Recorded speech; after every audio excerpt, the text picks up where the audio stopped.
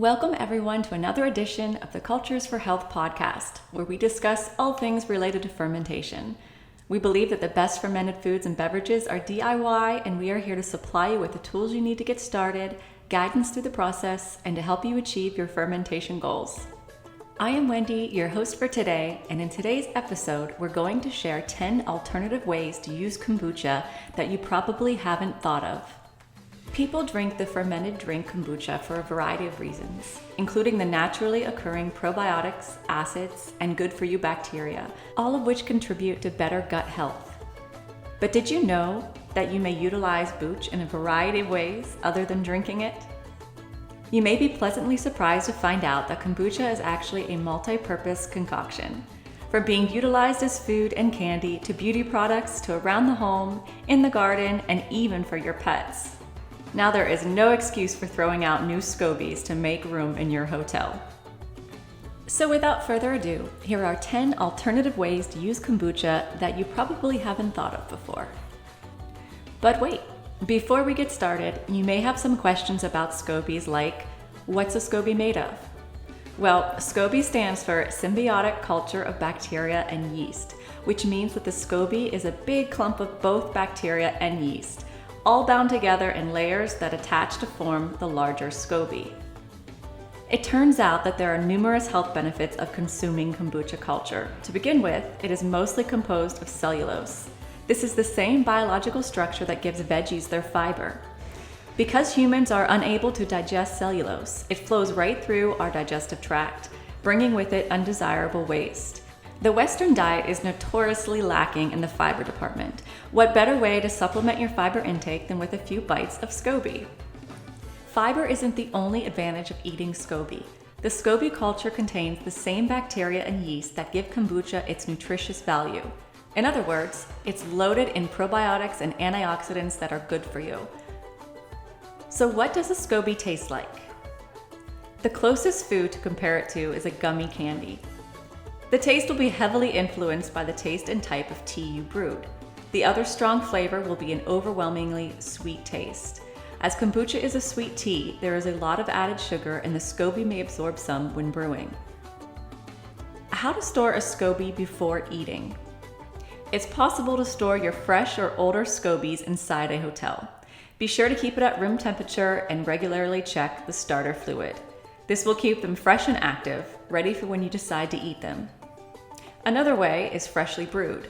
Straight after the batch is finished brewing, when you remove a Scoby from the vessel, you're able to eat it immediately. There are some things to look for before eating. It's best to eat a fresh Scoby if it's just created a tasty batch. You can take the mother or baby Scoby to eat. The fresher the Scoby, the better. Make sure it smells like kombucha. Be sure to inspect your Scoby to make sure it doesn't smell bad, rotten, or gone off. Make sure it looks healthy. Thoroughly inspect the Scoby to see if it has any mold or abnormal growth on it. Be sure the juice has been switched out. If you're taking from a Scoby hotel, check to ensure the juice it sat in is fresh, gets changed regularly, and has not gone bad. Be sure it hasn't been brewed too many times. Every Scoby can ferment a finite number of batches, often between 6 to 12. If your Scoby no longer can brew batches correctly, then we would suggest not consuming it. Be sure to choose your Scoby wisely. The best tasting Scoby comes from a freshly made culture that is about 1/4 of an inch thick. You may have to peel this youngster off from its mother before you use it. It should be nice and white in color. The thinner the better here. This means the Scoby's cellulose is less developed compared to the more mature Scoby. This is the best chance you have of actually being able to bite through the Scoby. And be sure to soak your Scoby. The best way to prepare your Scoby is by soaking it in a covered bowl of water for around 60 minutes. It's also a good idea to chop the Scoby into small pieces before you soak. Soaking it this way also helps remove some of the acidic flavor, making it more palatable for most people.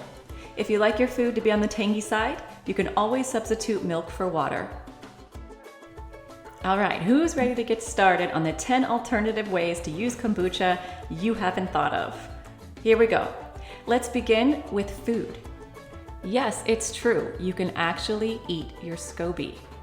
Two of the best ways to do this are to make Scoby into jerky or fruit leather. Scoby jerky may seem a little out there, but it's actually a very delicious way to eat your Scoby. You will need to cut the Scoby into bite-sized pieces. You don't want pieces that are too big due to the chewiness of the Scoby. The easiest way to get thin Scobies for this recipe is to frequently harvest a thin Scoby off the top of your kombucha. Alternatively, you could try separating a thick Scoby into layers, however, that is fairly difficult. The pieces are then marinated for 12 to 24 hours in your favorite sauce before drying, if desired for extra flavor. You'll want to use about a half cup of marinade per 1 cup of cut up Scoby. The easiest way to dehydrate the jerky is obviously in a dehydrator, but you can also use your oven if necessary. For a dehydrator, lay the Scobies flat on a piece of unbleached parchment paper and dry at 80 to 90 degrees Fahrenheit until they reach the consistency of jerky. If using an oven, place the cut up Scoby on a baking sheet and place in your oven on the lowest setting. It's a good idea to keep the oven door slightly ajar so that the jerky doesn't become too tough. It should only take a couple of hours for the Scoby to dehydrate if you are using the oven method. Be sure to check on the Scoby every half hour until you get the consistency you're looking for. Consume the jerky as a treat, or cut up and add to a salad, trail mix, etc. We like to call these delicious treats Scoby snacks. Another fan favorite is the Scoby fruit leather. It's also a great dish to bring to a small get-together. People are usually very impressed when they find out it was made from kombucha Scoby. It uses the same dehydrating methods as jerky, but uses a mixture of Scoby puree, diced fruit, and a little bit of sugar. Use about 2 cups of pureed Scoby mixed with equal amounts of diced fruit. Adding in a 1/4 cup of sugar will help balance out any tart flavors from the Scoby. Lay strips of the mixture onto parchment paper on a baking sheet and dehydrate at the lowest setting for at least 12 hours. Test the strips after 12 hours to check the consistency. You can usually dehydrate them for up to 36 hours before they start to become too tough. Similar to the jerky above, you can always use your oven if you don't own a dehydrator. Just make sure to keep your door propped open to ensure they don't become too chewy. You can also use your Scoby to make candy. This is actually one of the most creative ways to use your extra Scoby. It's usually done by creating a syrup out of maple syrup and different kinds of fruit and using it to coat cut up Scoby. The Scoby pieces are then covered with the syrup and then baked. The only downside to this method is it kills off most of the probiotics. An alternative method involves covering the Scoby pieces in sugar and then dehydrating them. The culture will also continue to ferment the sugar after it's dehydrated, so you won't want to leave these for too long. Either way, I'm sure you'll be pleasantly surprised with the end result. I recommend you check out our website under the blog post Kombucha Candy Recipe Testing for more information on how to make kombucha candy. Another way you can use Scoby is to substitute for raw fish in sushi. Use Scoby as a replacement for any squid or eel sushi recipe. This is probably the easiest way to prepare your Scoby. The trick here is to gently boil the Scoby pieces for 2 minutes. You can even boil the Scoby in vinegar and seaweed to give it an extra kick of flavoring. This will soften the cellulose, making them much more tender. Serve with a sauce of your choosing. With a texture similar to squid, kombucha Scobies can be cut up and eaten along with the nori, rice, vegetables, etc. Just remember to never cook for longer than 3 minutes. As soon as the Scoby changes color, it's cooked. If sushi isn't for you, consider a Scoby Stir Fry. Prepare your Scoby in the exact same way you'd use squid. I recommend trying a teriyaki flavored stir fry with this one. It's best if you could marinate the pieces of Scoby for at least 24 hours to allow them to suck up the flavoring. Be sure to only cook your Scoby pieces for 3 minutes max. Bon appetit! Now let's move on to another alternative way to use kombucha, as a beauty product. Kombucha Scobies can be used as a face mask, either whole or ground up, and it's as simple as that. You can also use it as a facial toner or makeup remover. Because kombucha naturally contains probiotics and good bacteria, it takes care of the bad kinds of bacteria on your skin. This easy DIY will leave pores feeling tingly and clean. Like raw apple cider vinegar, kombucha vinegar is gaining popularity as a natural skincare product. Some people swear that using kombucha vinegar as a facial toner has drastically improved their complexion, making their skin glow. The strong antimicrobial and antifungal properties of acetic acid make it excellent at healing acne or other infections. Because acetic acid is also quite astringent, it provides a deep clean and removes impurities. I often use kombucha vinegar with an organic cotton round as a facial toner, straight and undiluted. If you have sensitive or extra dry skin, you may want to try diluting your kombucha vinegar half and half with water first, and be sure to use caution around your eyes. Now let's move on to hair care. Kombucha that is too acidic to enjoy by the glass actually makes a great hair rinse. After shampooing or washing with a favorite natural hair wash, pour the kombucha mixture over rinsed hair. Let the kombucha vinegar solution sit for a few minutes and then thoroughly rinse your hair. Okay, time to move on to DIY natural home cleaners. One of my favorite recipes for a household cleaner is 1 part water, 1 part vinegar, and a few drops of tea tree oil. Replace the vinegar with kombucha and you've got a low-cost cleaner. Vinegar is a great multi-purpose cleaner that can disinfect surfaces plus remove grease, grime, and odors. We use it on everything from the kitchen sink to laundry. To make a kombucha vinegar cleaning spray, simply add strong sour kombucha vinegar to a spray bottle and spray away. You could also infuse the vinegar with citrus or herbs. Because the acetic acid concentration in kombucha vinegar is significantly lower than white vinegar, it admittedly won't have quite the same disinfecting power. However, that doesn't mean it still can't be used to spiff things up whenever a stronger sanitizer isn't otherwise needed. Please note that acidic vinegar-based cleaning solutions should be avoided on some sensitive surfaces.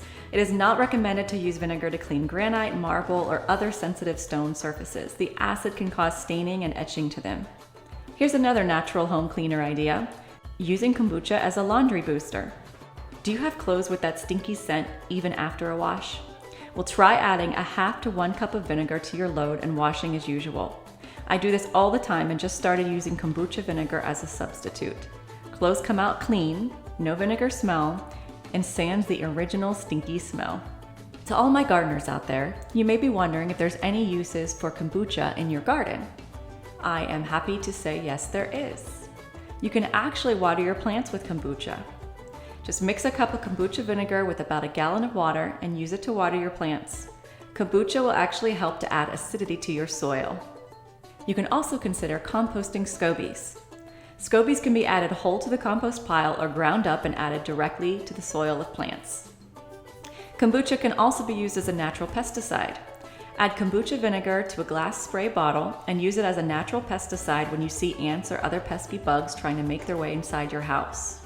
It's also helpful to get rid of fruit flies. Mix 3 parts kombucha with 1 part dish soap. Pour in a cup or bowl and place on your kitchen counter. The flies are attracted to the acidity of the kombucha, and the dish soap makes it so they can't fly away after landing atop the mixture. Problem solved. Now you may be wondering, can dogs eat scobies? Yes, dogs can eat scobies. The most popular method of consumption is by dehydrating into jerky and then feeding as a snack or treat. But dogs should not be given vast amounts as it could upset their stomach. A small chunk is preferable. Another method to eat is just fresh out of the brew. Be careful here to make sure you only give your dog a minimal amount. If you give a large amount, they may be consuming a lot of caffeine or alcohol. We would advise cutting a piece off no larger than a teaspoon before giving your dog a taste. And what about other animals? Well, other animals can consume scobies in the same way. You can mix it up in their feed, dehydrated or fresh. Typical farm animals such as chickens, donkeys, and cows can all eat part of a SCOBY. So are there any alternative ways to use kombucha for your health? Well, there are a couple I'd like to share with you. You can actually use a SCOBY as a bandage. Yes, SCOBYs can be used as a live bandage or under a bandage. It will sting a little, but the acidity is believed to help support healing. You could also use SCOBYs as probiotic pills. Once you've dehydrated your strips, follow it by grinding them down into a fine powder. After this, you can take a small amount daily. I'd like to end this podcast by including one more way to use kombucha that you probably haven't thought of, and that is to make fire cider. Fire cider is a natural immune-boosting, crud-fighting tonic that can help prevent, reduce symptoms, or help you recover more quickly from colds or the flu. Traditionally, fire cider is made by infusing garlic, ginger, onions, horseradish, and other optional healing ingredients such as citrus, turmeric, or herbs in raw apple cider vinegar. After a few weeks, it is strained and honey is added to the final liquid. As we've already established, kombucha vinegar is very similar to apple cider vinegar in many ways, and thus makes a great substitute for apple cider vinegar in homemade fire cider. You can find many recipes and instructions for how to make fire cider online. As you can see, there are plenty of opportunities to use your extra SCOBY. And with that, I want to thank you for joining us for another episode of the Cultures for Health podcast. I hope that I have inspired you to use kombucha in ways you haven't thought of before. And remember, for these recipes and many more, be sure to visit our website at culturesforhealth.com. There you will find kombucha starter kits and equipment for purchase, as well as all the recipes, articles, and quick tips to get you started on your fermentation journey. I'm Wendy, and we'll see you next time.